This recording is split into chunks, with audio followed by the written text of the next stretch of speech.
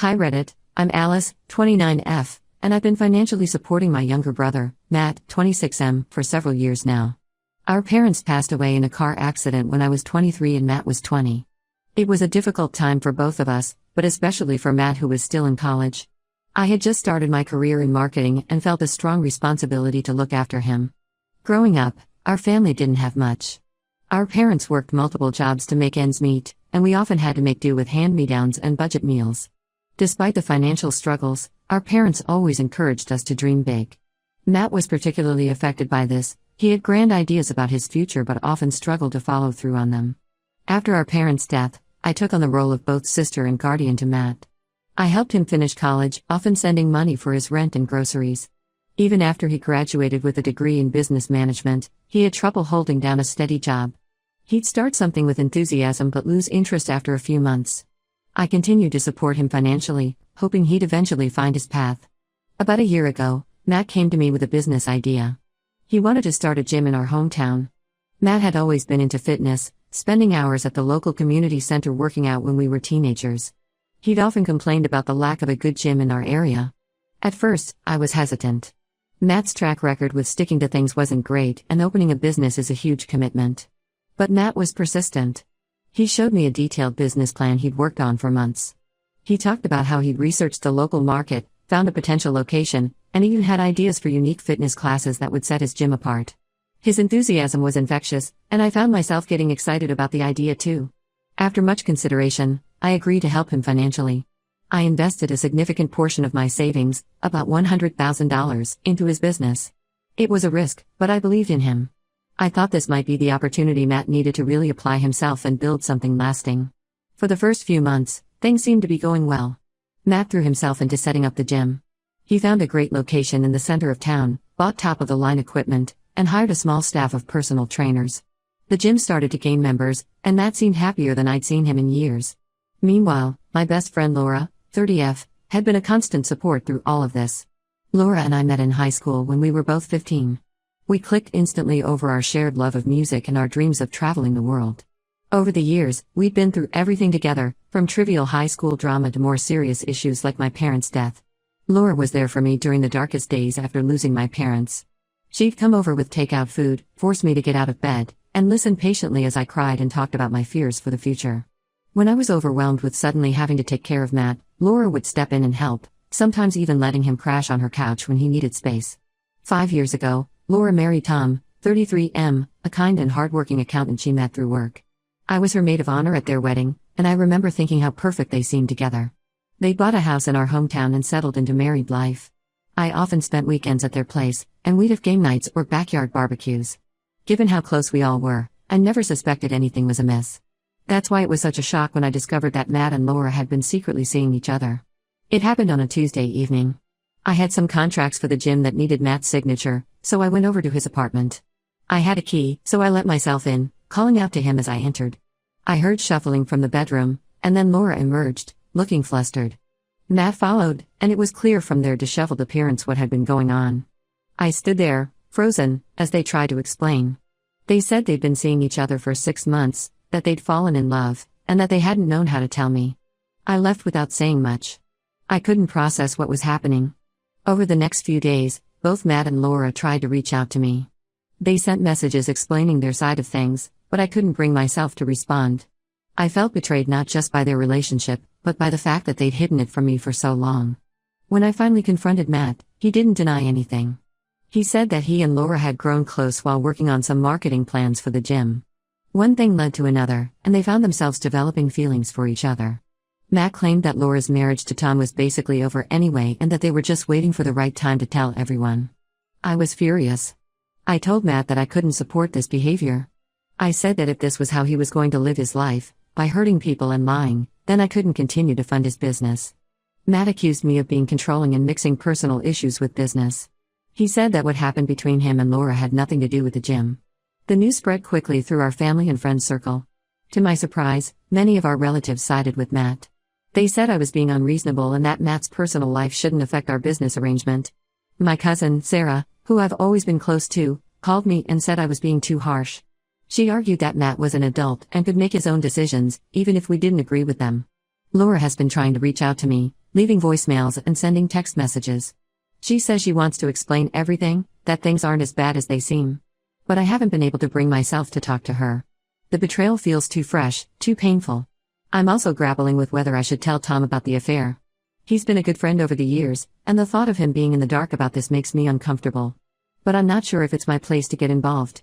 The whole situation has left me feeling lost and conflicted. On one hand, I want to support my brother and see him succeed. The gym was doing well, and it could be a great opportunity for him. On the other hand, I feel like continuing to support him financially would be condoning his behavior. I'm also struggling with the loss of my best friend. Laura has been such a big part of my life for so long, and now I feel like I've lost her too. The thought of them being together, building a life while destroying another, makes me sick. I don't know what to do. Am I wrong for pulling my support? Should I try to separate Matt's personal life from his business venture? Or am I right to stand my ground on this? Any advice would be appreciated. Update 1. It's been about 2 weeks since my initial post, and I wish I could say things have improved, but they've only gotten more complicated. The situation has escalated beyond just Matt, Laura, and me. It's now affecting our extended family and friend circle. First, let me address what happened with Tom.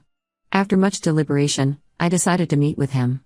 We met at a small coffee shop on the outskirts of town, away from prying eyes. When I told him about Matt and Laura's affair, his reaction was heartbreaking. He sat there, staring into his untouched coffee, as I explained everything I knew. Tom and Laura had been trying for a baby for the past year, and he thought the stress of that had been causing their recent issues. Finding out the truth devastated him. Tom thanked me for telling him, but I still feel guilty. I keep wondering if I did the right thing or if I should have let Laura be the one to come clean. Tom is now in the process of confronting Laura and considering his options moving forward. On the family front, things have gotten messy. My Aunt Claire, my mom's younger sister, called me yesterday. She was furious. Apparently, Matt had gone to her asking for a loan to keep the gym afloat since I pulled my funding. In his version of events, I abandoned him over a personal disagreement, leaving him in a difficult financial situation. Aunt Claire has always been close to both Matt and me. After our parents died, she often stepped in to help, inviting us for holiday dinners and offering emotional support. Now, she's firmly on Matt's side. She berated me for mixing personal issues with business and accused me of trying to control Matt's life. I tried to explain my side, but she wouldn't listen. This has caused a rift in our extended family. Some relatives, like my Uncle John and his wife, agree with Aunt Claire. They think I'm being too harsh on Matt and that I should separate his personal life from our business arrangement. Others, like my cousin Emily, understand my position but think I should try to mediate rather than cut ties completely. The situation with Laura has also gotten more complex.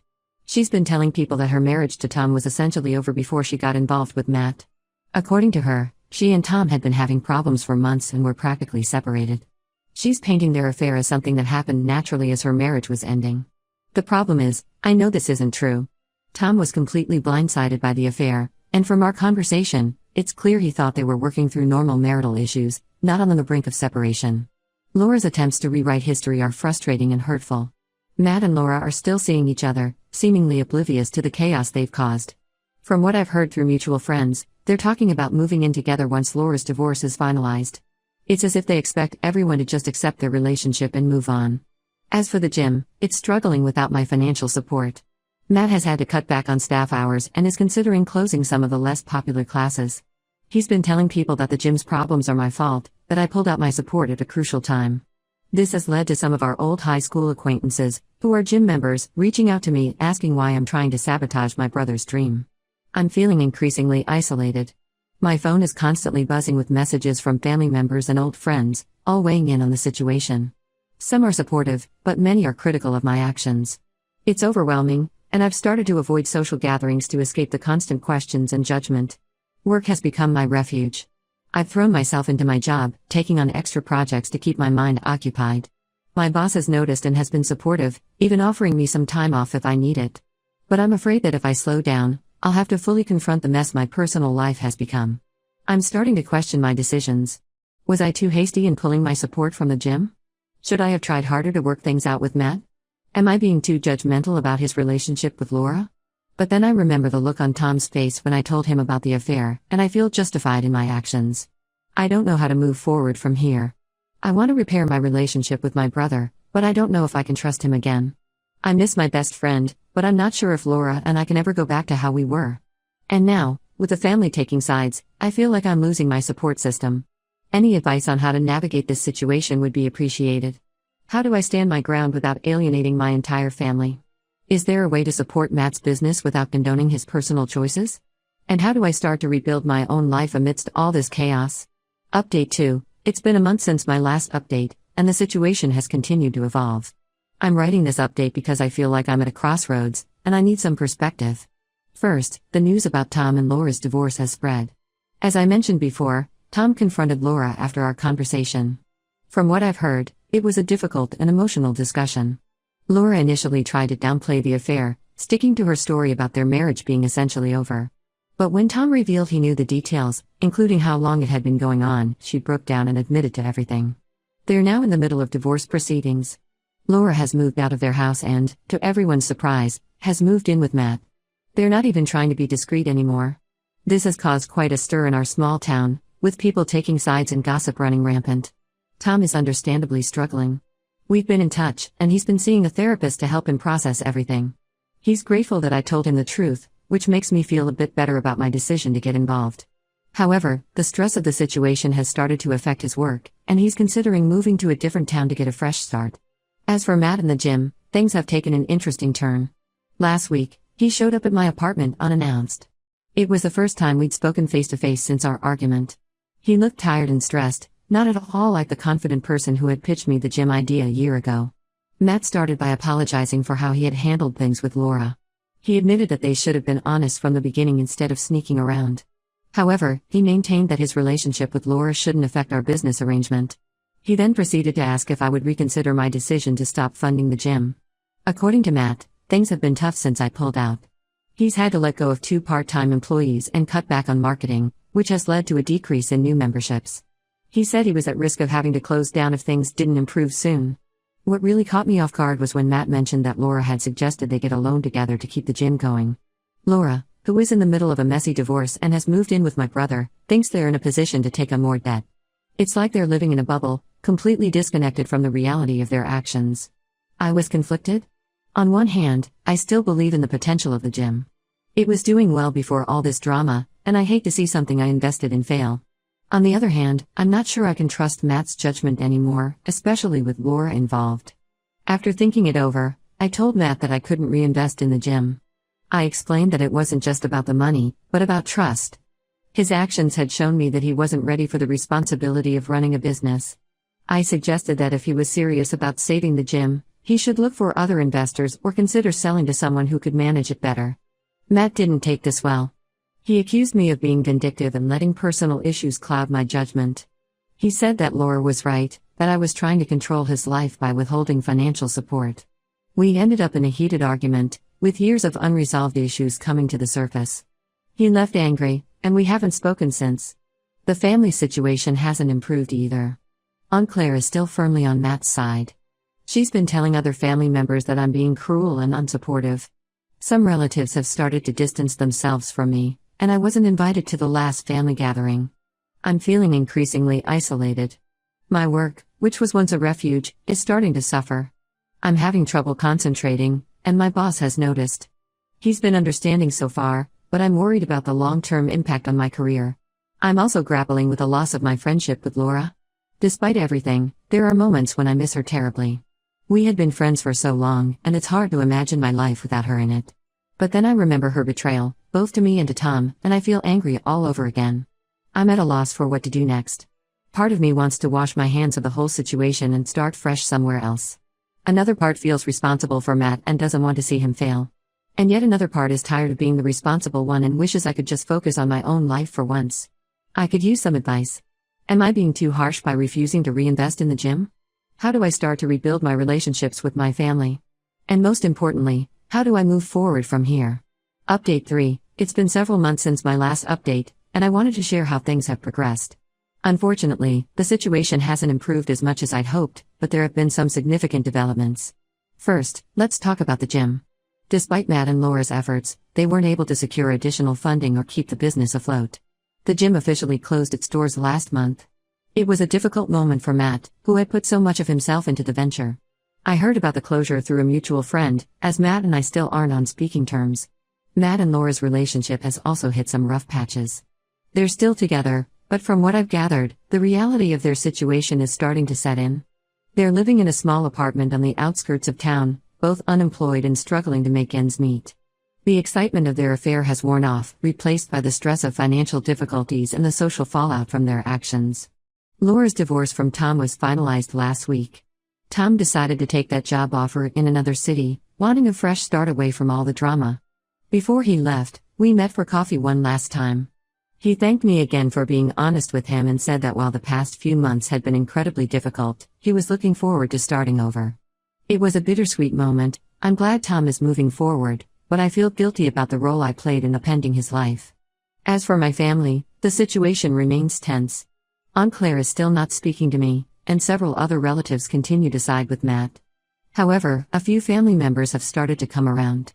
My cousin Emily reached out recently, saying she understands why I made the decisions I did. She's been trying to mediate between Matt and me, but so far, neither of us has been ready to talk. I've decided to take a step back from family gatherings for now. It's been hard, especially during holidays, but I feel it's necessary for my mental health.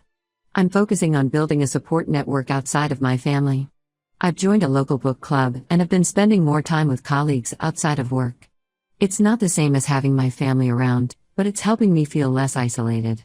On a personal level, I'm slowly starting to heal. I've been seeing a therapist to work through my feelings of guilt, anger, and loss. It's been helpful to have a neutral party to talk to about everything that's happened. My therapist has been encouraging me to focus on self-care and to set clear boundaries with my family and Matt. Work has been a saving grace through all of this. I threw myself into my job, and it paid off. I recently got a promotion. The increased responsibilities have been a welcome distraction, and the boost to my income has helped ease some of the financial strain from losing my investment in Matt's gym. As for Matt and Laura, I haven't spoken directly to either of them in months. From what I hear through the grapevine, they're struggling. The closure of the gym hit Matt hard, and he's been having trouble finding steady employment. Laura's reputation in town has taken a hit, making it difficult for her to find work as well. Part of me feels sorry for them, but another part feels like they're facing the consequences of their actions. I've had moments of weakness where I've considered reaching out to them or offering financial help. But each time, I remind myself of the betrayal and the importance of maintaining the boundaries I've set. It's not easy, especially when I think about how close Matt and I used to be, but I believe it's necessary for my own well-being. Looking ahead, I'm not sure what the future holds for my relationship with Matt or Laura. I don't know if we'll ever be able to repair the damage that's been done. For now, I'm focusing on healing and moving forward with my life. I'm learning to be okay with the uncertainty and to prioritize my own needs and growth. This whole experience has taught me a lot about setting boundaries, the importance of honesty, and the complexity of family dynamics. While it's been incredibly difficult, I'm starting to see it as an opportunity for personal growth and self-discovery. I want to thank everyone who's offered advice and support throughout this ordeal. Your perspectives have been invaluable in helping me navigate this challenging time. If anyone has gone through similar experiences or has advice on rebuilding family relationships after something like this, I'd be grateful to hear it. Thank you for listening to my story.